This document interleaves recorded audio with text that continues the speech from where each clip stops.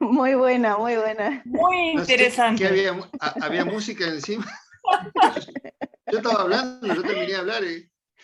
No, bueno, no sé si continúo o no continúo, esperamos. Bien, muy bien. Ahí estoy de vuelta. Yo no sé si se me cayó a mí o...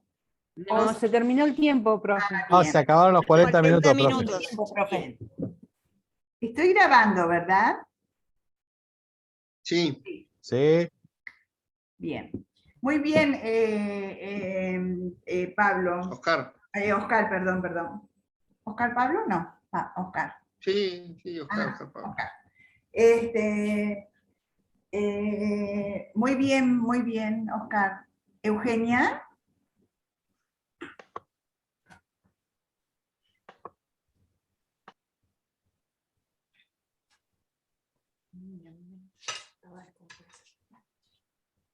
Eugenia. ¿Tenés la manito levantada? ¿O es mera casualidad? Ay, no me te parece escuchamos. que no escucha, me parece. No se escucha, Me parece que ella no escucha. No escucha. Bueno, mientras tanto le damos la palabra a Noemí hasta que podamos... me parece que tiene problemas de conectividad. Ahí está Eugenia, ¿eh? Ahí está Eugenia. Ahora estoy. Ahí está, bien. Bien, Eugenia. No podía conectar el audio. Bien. ¿Terminó de hablar Oscar? Sí. No lo escuché. Yo lo que quería hablar sobre Mujica es palabras mayores, por ahí hay un montón, mucho más para hablar, pero siguiendo por Karina, que empezó Oscar, quería hablar sobre ella en la última parte del video habló sobre los miedos, sobre la dimensión emocional. Y eso realmente me llegó un montón dice lo del sentimiento de vergüenza, los temores, ese miedo que tienen que tenemos a exponernos al público. Y ella tomó como que termina el video con una pregunta, dice, ¿qué vamos a hacer con lo que nos tocó? Y eso realmente la parte emocional, más allá de toda la síntesis que hizo de la escuela como organizadora, esa parte emocional es lo que más me hizo ruido del video de Karina. Bien. ¿Por qué Eugenia? Eugenia, ¿tu apellido cómo es? Moreno. Moreno, porque no me sale. Eugenia, sí, ¿por qué te hizo más ruido esa parte? Contanos un poquito. Sí, porque realmente por ahí uno, o sea, centrarse en la persona también, en lo que el otro siente, de decir, ella hablaba sobre, hay que preguntar cómo está ese alumno,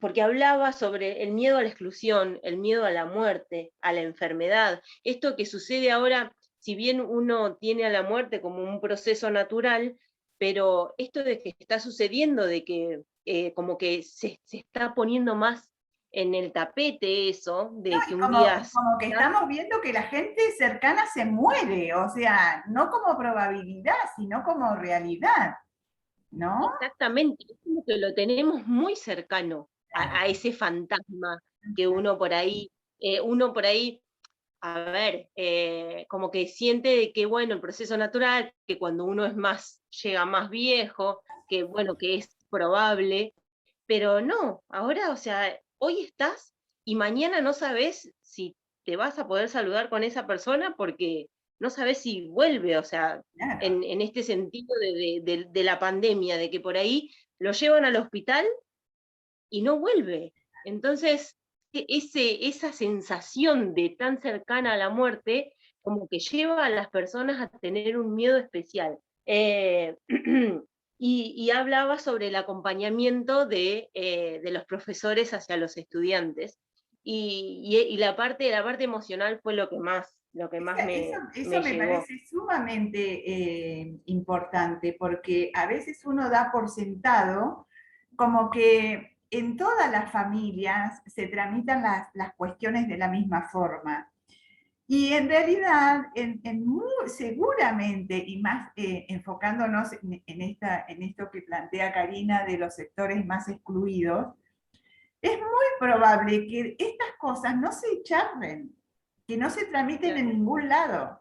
Entonces, la escuela como el bastión social que siempre está de pie, digamos, y acompaña estos procesos, tiene que tomar nuevamente este acompañamiento, porque muy probablemente los alumnos no estén siendo acompañados en ningún otro ámbito, no tengan la posibilidad de hablar de estas cuestiones que cuando uno las habla, las saca afuera y tiene como una posibilidad de reflexionarlas, de pensarlas desde otro lugar, ¿no? Totalmente. Los temas son sumamente interesantes y la verdad que me encantaría poder escucharlos a todos, pero como somos muchos, así que va a estar bueno que el que quiera también retomar algo que diga el compañero lo apunte y después cuando tenga la posibilidad de hablar pueda, si tiene algo para aportar, que haga un poquito más sustanciosa la cosa, también estaría buenísima. Creo que Noemí estaba primera. Oh. Sí, Muchas profesora. gracias, Eugenia. Muy lindo tu aporte. Gracias. Perdón que no enciendo la cámara, pero estoy con No hay señal problema. media baja. No hay problema. Entonces priorizo la voz esta vez. Bien, bien. Bueno, sumamente interesante lo de Karina, y como ella habla así muy rápido, yo fui anotando varias cosas como que me atravesaron. Por ahí justo la última es lo que aportó Eugenia, y me gustaría sumar a la Eugenia que al escuchar esto, el tema del sentimiento, del miedo a la muerte, yo lo que pude percibir en el aula, que uno tiene que estar mucho más atento. Yo creo que en realidad tenemos que estar atentos siempre, pero es como que ahora quedamos con una sensibilización mayor. Y me pasó una situación particular en el aula, y que directamente lo cuento rapidito, porque me parece interesante. Una de las alumnas, son todas mujeres grandes, personas mayores, estábamos trabajando, yo doy cerámica, la recuerdo por si no se acuerda, profe, Sí. y mientras estaba modelando, ella me pregunta, profe, ¿cuánto tarda en morirse una persona después de que le empiezan a aplicar morfina? Esa fue su pregunta. No tenía nada que ver con lo que estábamos haciendo, que era la técnica de pellizco y levantando una pieza. Así que tuvimos que hacer un parate, obviamente, y empezar a charlar quién era la persona, que me contara un poco la situación y escucharla, simplemente porque uno no tiene una respuesta.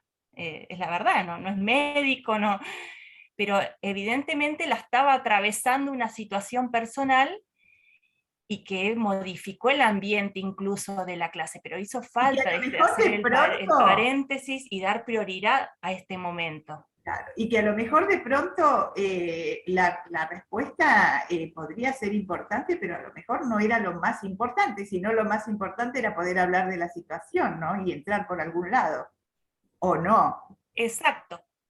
Y de hecho, lo que pasó después durante el transcurso de la clase, obviamente que ella estaba en su cabeza con ese tema, la llamaban por teléfono, interrumpía, pedía permiso para retirarse, volvía, y obviamente la ventaja es que yo ya sabía de qué se trataba, entonces no le iba a cuestionar, porque imagínense que a mí ella no me decía nada, y empezaba a atender el teléfono, empezaba a irse. Yo no me iba a poner en contexto si ella no me decía o no hablábamos de este tema previamente. Entonces, bueno, es como que dije, qué bueno que se dio esta oportunidad y que pudimos, porque yo pude entender después cómo se fue desarrollando. Bueno, eso quería aportar a lo que decía Eugenia. Genial. Pero, bueno, lo que yo anoté de lo que escuché de Karina, que en una parte habla de la escuela como ordenador temporal. y nunca lo había visto de esa manera, nunca me había puesto a pensar, y que en la época de pandemia, muchas de las familias, el organizador temporal de la vida cotidiana fue la escuela, porque tenían que conectarse los alumnos a determinado horario, porque los padres no estaban yendo a trabajar, estaban en sus casas, y como que había una estructura que se armó en base a lo que pedía la escuela o a la vinculación que tenían que hacer.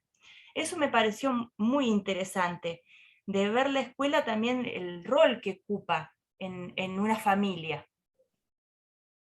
Y que a lo largo de la historia, digamos, con todo lo que le podamos criticar a la escuela, pero la escuela es la institución de las instituciones, digamos, porque es la que siempre se mantiene en pie, y como dice Karina Kaplan, es la que tiene la posibilidad y la voluntad de curar las heridas sociales, ¿no?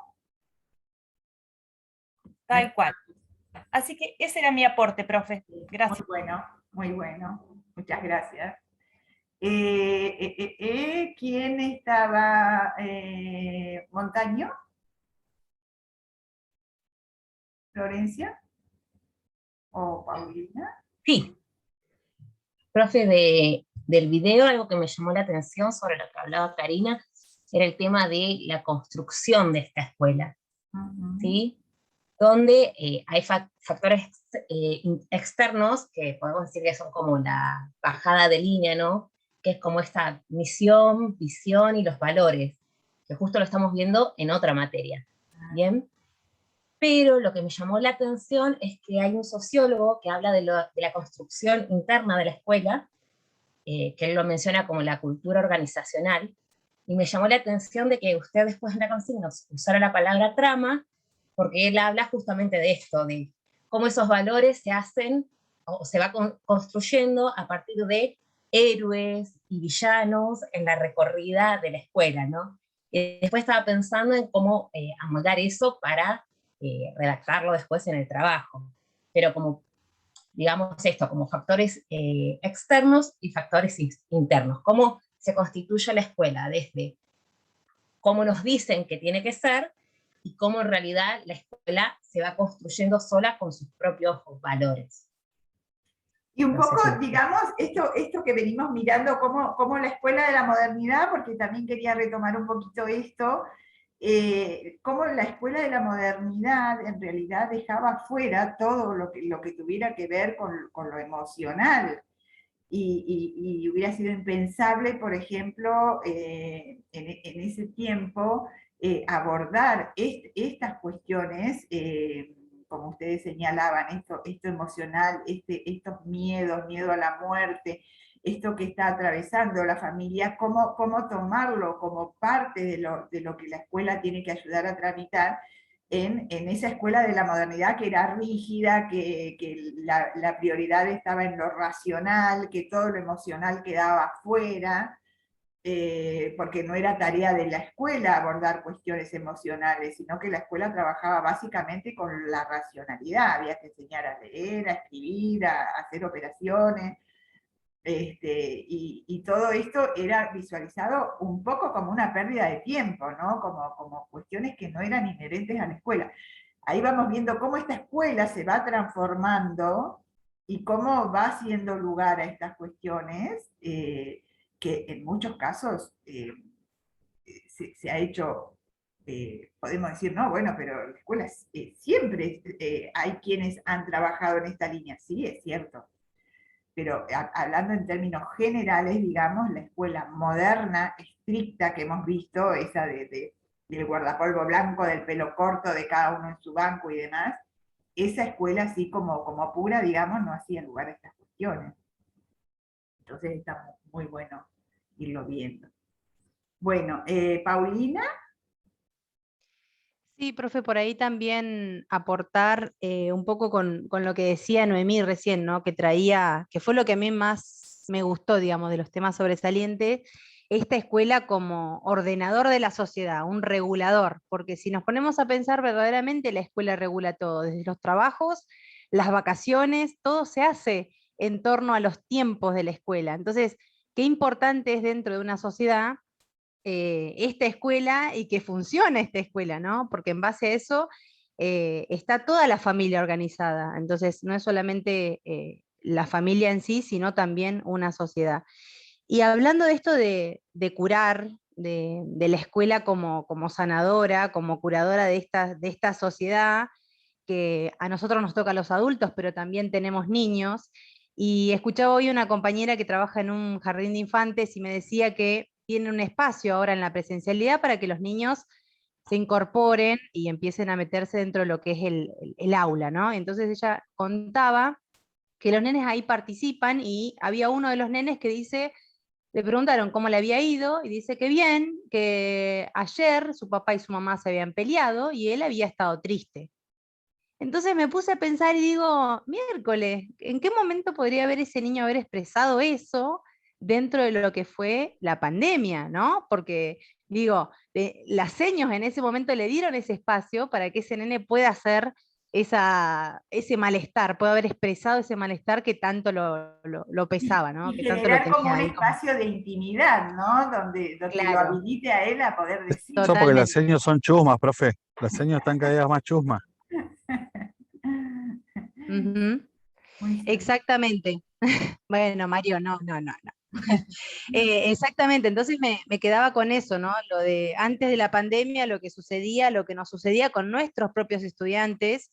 Yo tengo una parte de mi curso que hago un taller de oratoria, y ahí se me vino al recuerdo una alumna que en uno de estos talleres era elegir una presentación, y ella en esa presentación eligió hablar de su hermana que había fallecido y terminó llorando dentro del aula.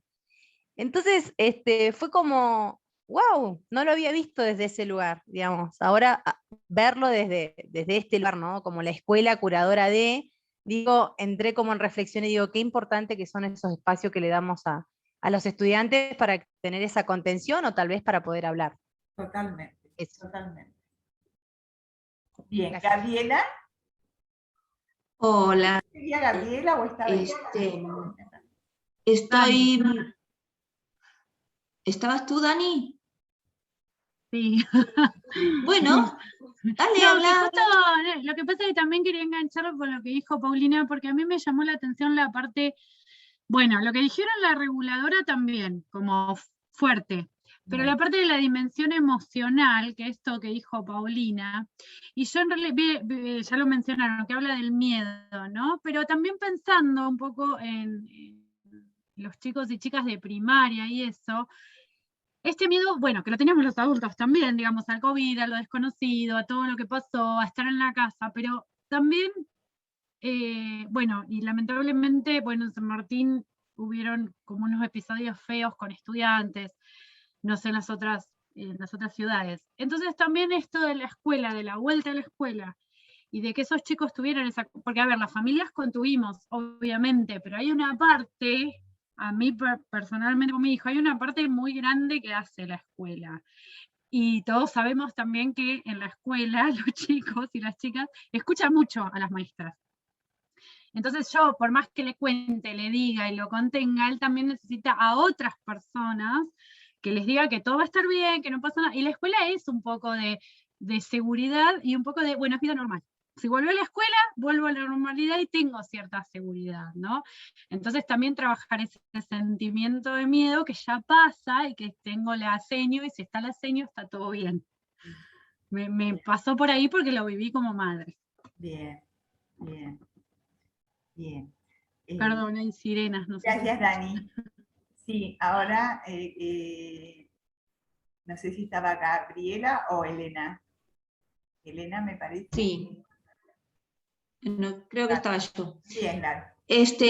A mí la frase de, bueno, comparto todo lo que han dicho, ¿no? Pero la frase esa, ¿qué vamos a hacer con lo que nos pasó?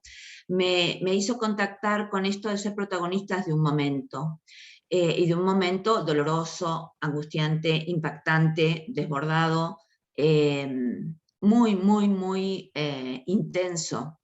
Esto de ser protagonistas, o sea, ahí me quedé, porque cuando, digamos que vamos al aula o vamos a dar clases, o por lo menos a mí me pasa que en algún punto es como que algo me salgo de mí.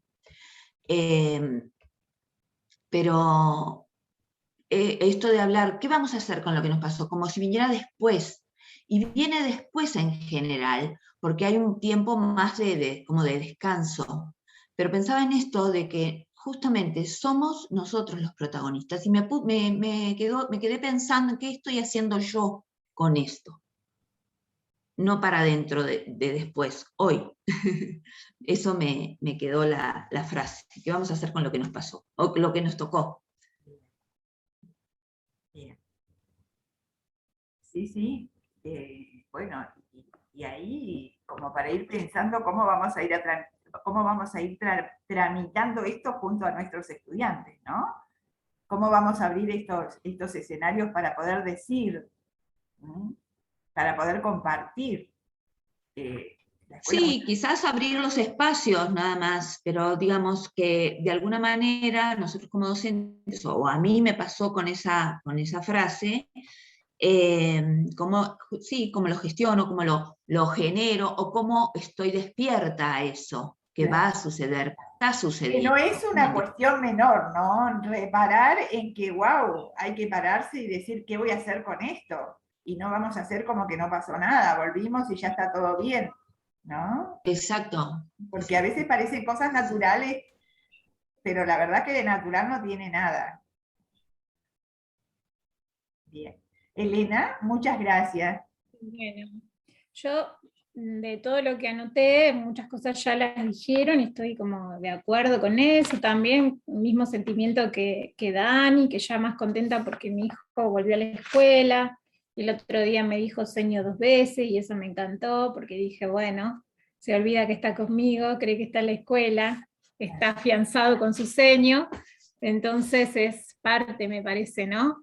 A mí una de las cosas que más por ahí me inquietaba de la situación de pandemia, de ser mamá de un hijo único, era esta cuestión, ¿cómo se dice?, endogámica, ¿no? Que se da, porque era como todo de acá para adentro, y yo creo que es indispensable que, más allá siendo un hijo único, que pueda estar en otro ámbito lejos de mí. Así no se ahoga. Claro. Bueno, y, y después de todo lo que ya dijeron, por ahí a mí me gustaría agregar, porque yo me quedé con eso también del miedo que hablaron, y por otro lado, mientras los escuchaba recién me preguntaba, no sé si es un miedo tan real o es un miedo también instalado y agrandado. ¿Por qué? Porque me lleva a volver a otros tiempos, ¿no? Nosotros, luego de haber pasado por una dictadura en nuestra sociedad, tuvimos muchos años de miedo. Pudimos sobrellevarlos y pudimos sobreponernos a eso como sociedad. Llevó muchísimo tiempo, esperábamos justicia, esperábamos un montón de cosas que no pasaban gobiernos y eso no sucedía, ¿no? Entonces, ¿a mí qué me pasó? Me acuerdo de una oportunidad en la universidad, siempre escuchaba que los docentes que sí habían vivido la época de la dictadura, y era como que si uno pedía algo, era como, bueno, pero ustedes ¿por qué no vivieron la dictadura? Y yo, bueno, pero ves que porque no la vivimos, no tenemos por qué conformarnos. Entonces, o sea, esa fue mi respuesta. Yo decía, bueno, como está bien, hace falta justicia, pero también hay que superarlo en algún momento, porque no podemos estar 30 años conformándonos con lo peor, porque la pasamos re mal hace 30 años atrás. Entonces es como que me trae esto, ¿no? Es como no empezar a compararnos con este momento de acá en más y decir, pero bueno, pero pasamos una pandemia, y que eso nos lleve a conformarnos, porque me trae mucho esto de la doctrina del shock, ¿no es cierto? Es como decir, bueno, acostumbramos a una sociedad a vivir lo peor, y como que todo lo que venga de acá en más va a ser mejor, porque total ya pasamos una pandemia. O sea, no me gustaría quedarme en esa posición, porque me parece que se nos han robado un montón de derechos, hubo ajuste, pasaron cosas en estos tiempos que no podemos olvidar, me parece, ¿no? O sea, estamos en un momento que no es solamente la pandemia a nivel social. Entonces, a mí me gustaría ahí separar, y yo me quedo con esa frase donde ella dice, la escuela como proyecto político y cultural, y dice la palabra del maestro es fundamental, ¿no? Porque creo que eso es algo que tenemos que saber, que es algo con lo que contamos nosotros, que es nuestra libertad de cátedra, y el qué hacemos en ese espacio, y qué mensajes transmitimos, ¿no es cierto? Sobre todo en un momento de tanta distancia entre la población, de tanto individualismo, de tanta desconexión. Esas cuestiones me llegan más a mí. Y después había una consigna que era, ¿por qué consideran ustedes que hay que abordar estas temáticas en organización y gestión? Y yo, bueno, siguiendo más o menos con lo mismo, lo que analicé ahí fue porque se tienen en cuenta estos aspectos que serán como prioridad, digamos, ¿no? Porque, o sea, pasa a ser prioridad esto, lo que nos pasó adentro de la institución. Entonces, eso ya te marca una línea de trabajo. Y en otros momentos yo pensaba de ámbito escolar, por ahí era un ámbito más de festejo, donde se podían organizar cuestiones de manera más sencilla, como por ejemplo la invitación a participar en determinadas actividades a la comunidad, por ejemplo, ¿no? Se me ocurre eso. ¿Y qué más anoté? Bueno, y en tiempos de duelos, como dice ahí como dice Kaplan, de duelos pandémicos, habrá que trabajar otros factores, ¿no? Que ayuden, que acompañen, y que ayuden a transitar ese duelo y a superarlo también. Por eso yo decía, no quedarnos en eso, estancados, porque suele pasar también. Años y años estancados en un momento que a veces sirve también políticamente. Bueno, digamos, estas cuestiones están vinculadas con la muerte, es inevitable que lleven un tiempo de duelo, y digamos, esos tiempos son como necesarios, ¿no? Claro. Y seguramente que las marcas van a ser profundas, porque en realidad el miedo a la muerte es como el miedo más primitivo, ¿no? Como el más difícil de tramitar.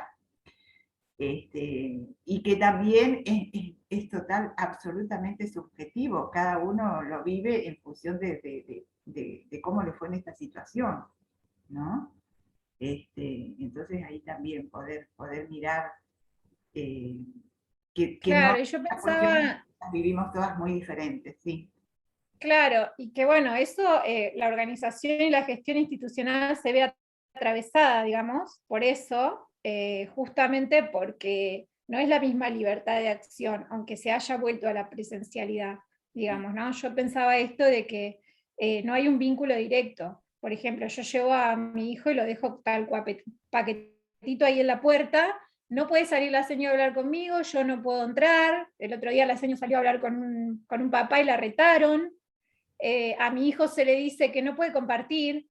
Entonces yo mandando audios diciendo, a ver, ¿no les parece mejor que en vez de decirle a los chicos que no pueden compartir, podrían enseñarles cómo compartir para no contagiarse el COVID? O sea, hay cuestiones enseñarles que estamos compartiendo de una manera diferente y explicarles por qué. Porque exacto. ¿no? Pero a mí me deja como mal ese tema de que se transmite de un protocolo que se baja y que se aplica, y que la frase que queda es no pueden compartir. Eso es lo que se les dice a los chicos. Bueno, por ahí es importante, la comunidad de padres forma parte de la trama institucional, y entonces también es importante. Y hemos quedado afuera, en algunas instituciones hemos quedado bastante afuera, y yo, bueno, bueno, y se puede reclamar, siempre hay posibilidades de reclamar, ¿no? Empiezo a mandar odios a todo el mundo. Bien. Para retomar y para bueno, cerrar, los aportes de ustedes han sido sumamente interesantes. Después vamos a continuar con el otro video. Queremos escuchar a los varones, que salvo Oscar, están medios ahí como perdidos. También para pensar, ¿no? que es lamentable es que pase lo que pase, siempre los sectores más vulnerables son los que quedan más excluidos. porque si bien la escuela ha hecho grandes esfuerzos y los docentes han hecho grandes esfuerzos con lo que se tenía, que en general son los recursos propios, ¿no? Porque no logramos tener recursos del Estado que hicieran de soporte para la conectividad, para la comunicación y demás, cómo los niños que no tienen acceso a la tecnología, al teléfono, al abono para poder tener los créditos y demás, quedaron afuera, absolutamente afuera. Entonces también para ir pensando qué estrategias buscar ahí como para no se me ocurre la palabra porque recuperar lo perdido es prácticamente imposible, pero sí para reforzar de alguna manera, para ayudar desde algún lugar, digamos, a reconstruir lo que se perdió, ¿no? ¿Eugenia? Perdón, yo levanté la mano Eugenia, pero yo iba a decir, es volver a tejer las redes que se fueron cortando con todo esto. Que por mi parte, hablando de mi experiencia como mamá, lo hago con el grupo de mamás y papás que armamos nosotros, porque la escuela realmente tenía un grupo y lo dio de baja, ni nos preguntó. Y es mostrarnos que estamos presentes. Ahora presentamos nuestra preocupación porque realmente los chicos tienen hambre, es una escuela pública y mi hijo me contó que hay días que no dan nada, y yo pensaba, pucha, yo al mío le mando, ¿no? Entonces ahora yo decía, o sea, ¿cuál es? Y me empecé a conectar con mamás y papás y todos teníamos la misma preocupación. Qué bueno. Nadie sabía si se podía mandar algo a la escuela, porque no pueden compartir. Por otro lado, nadie sabe que no. Perdón, Elena. ¿Cómo? Termina la idea. No, que yo decía, y por otro lado estaba esto de que viene mi hijo y me dice, tal día no hay pancito. Entonces yo decía, y hay chicos en esa escuela que yo sé que no, que quizás no tienen, entonces que quizás que cuentan. Entonces con las otras mamás decíamos, ¿y cómo hacemos? Porque nos dicen que no podemos compartir. Y antes nosotras comprábamos entre todas y llevábamos una caja y la administraba la seño, y entonces a todos le toca lo mismo, digamos, o sea, le dan el mismo desayuno a cada uno y no es, no, mi hijo lleva leche, el otro toma té, o sea, esas cuestiones. Bueno, ahí me parece a mí muy importante poder buscar ustedes como papá la forma de acercarse a la escuela y acercar estas propuestas sin que la escuela los vea como que están en la vereda enfrente, ¿no? Como buscando las estrategias que a veces es necesario hacerlo, porque de pronto cuando la escuela lo visualiza como que están en contra, se cierran. Entonces buscar las estrategias adecuadas para que sientan que están a la par tratando de ayudar, ¿no? Y siempre es mucho lo que se puede hacer, así que bueno, celebro eso. Cortito, los que tienen la manito levantada, porque no los quiero dejar ahí pendientes, pero cortito y cerramos, ¿sí? Eugenia, después Oscar y después Claudia. Dale, Eugenia.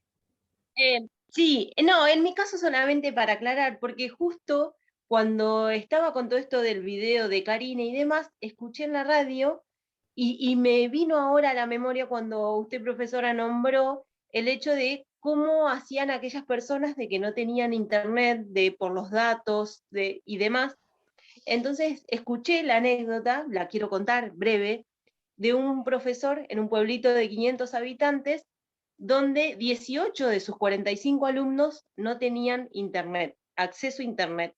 Entonces dice él, ¿cómo puedo hacer yo para acceder a los 45? Porque la idea es esa, poder acceder a los 45. Bueno, en fin, lo que hizo fue dar clases por radio, que es el medio que todos tienen.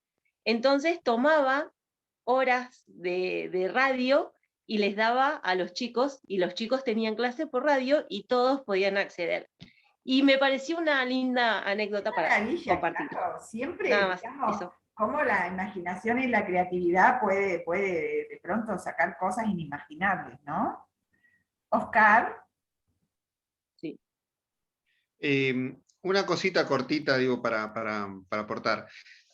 A ver, todos estos temas están buenísimos, la verdad que nos hacen repensar sobre nuestras prácticas, cómo hacemos para incluir, bueno, sobre los excluidos, sobre lo más vulnerable, pero hoy estaba en una reunión institucional donde, o sea, están buenísimos para abordar todos estos temas, pero estamos discutiendo dónde damos clase, o sea, no tenemos edificio, paso por otro lugar,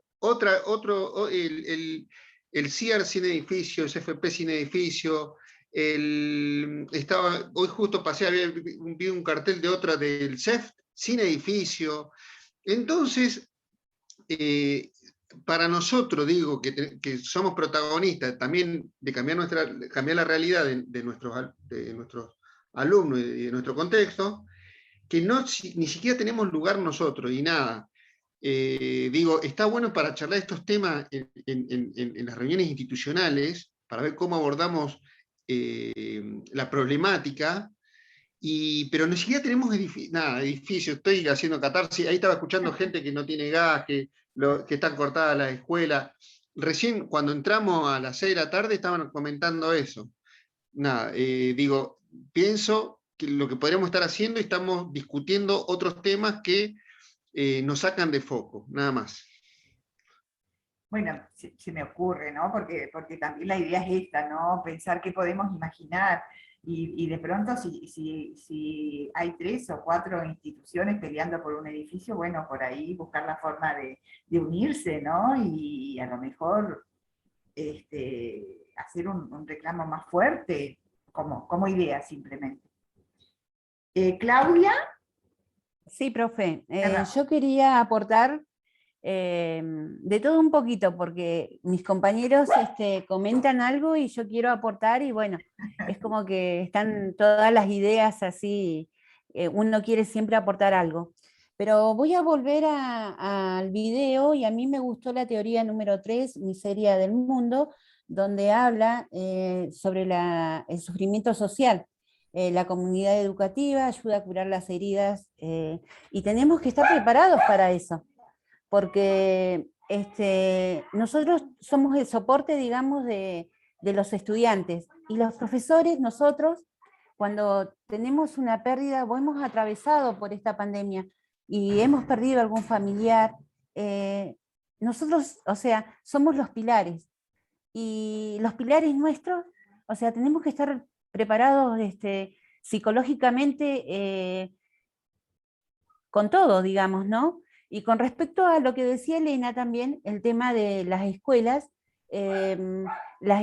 rurales, que esos niños están esperando su almuerzo, y el gobierno en su momento, en toda la pandemia, no aportó. Entonces uno se plantea tantas cosas, que yo digo, o sea, quedan todas interrogantes, y no sé, muchos interrogantes, ¿no? Bien, bien, Claudia. Así es que bueno, quería aportar de todo un poco, así que hice de todo un colador, dice. Bueno, yo también me quedo pensando que esta capacitación es para profesores y para futuros directores, y no sé si habrá algún director o gente que está a cargo de las instituciones. Y en esto que empezamos a trabajar de la trama institucional, ¿no? Qué importante también hacerla, que esa trama también